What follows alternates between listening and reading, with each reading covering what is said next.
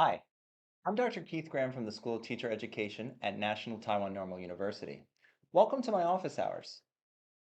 On February 16, 2024, the Taipei Times published an opinion piece by Huang Xiu-ren, Deputy Director of the Northern Taiwan Society. In the article, Huang applauds the passing of the National Languages Act, specifically commending its promotion of national language courses from primary through upper secondary school. At the same time, the author raises attention to several issues, namely the teacher shortage, lack of materials, and curriculum gaps between education stages. All of these are certainly problems that need addressing. But I would bet that even if we could solve these three issues tomorrow, the outcomes of the national language curriculum would fall below expectations. Why? Well, it's very simple. The two key elements for developing and maintaining bilingualism are not satisfied. What are these two key elements? Exposure and need. To keep this video brief, I will only discuss the first of these two elements, exposure. Exposure is the amount of time a person is in contact with a language. According to the National Curriculum Guidelines, elementary and junior high school students will have 1 period per week of national language instruction, except in 9th grade, when there is a gap. Then, they'll return in high school, where they will take 2 credits per semester, roughly equivalent to 36 hours of instruction. So, is this enough exposure? I would argue no. Not if you want to develop so-called independent users of the language. To be considered an independent user, you would need to reach a B1 level on the Common European Framework of Reference for Languages, CEFR. Every person develops language proficiency at a different pace, based on various factors.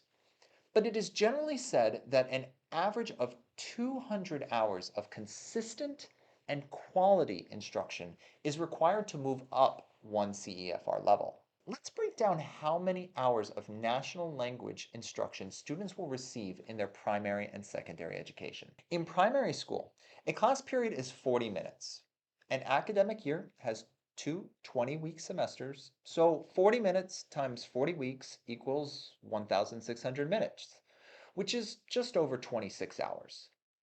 Multiply that by 6 years in primary school, and the cumulative hours is 160. If we are being generous, we could say students may be approaching a CEFR A1 level at the end of primary school. But of course, this does not account for loss during summer vacation. Remember, I said consistent instruction is required. Let's move to junior high, where periods are 45 minutes.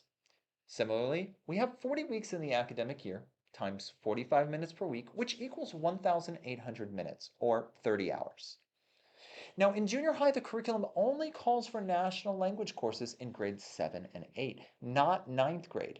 So our cumulative total is 220 at the end of 8th grade, which should be sufficient for most to reach a CEFR A1 level, assuming quality instruction, which the Taipei Times opinion piece has called into question. But here comes the problem. That year-long gap in 9th grade likely brings students back to a pre-A1 level because people's language proficiency recedes when the language is not used. So now that students have entered high school, they'll have to regain those losses and continue on their path to proficiency. So in high school, they will receive an estimated 36 hours of instruction per semester, 72 hours per year. Multiply this by 3 years, and there is a total of 216 hours of instruction, which is sufficient for moving up one CEFR level.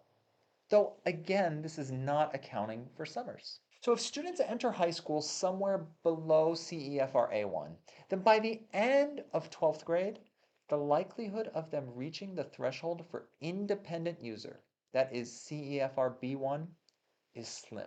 At best, I estimate the top students will leave high school at a CEFR A2 proficiency. Therefore, if we care about raising the proficiency of national languages among students, they will need substantially more exposure to these languages.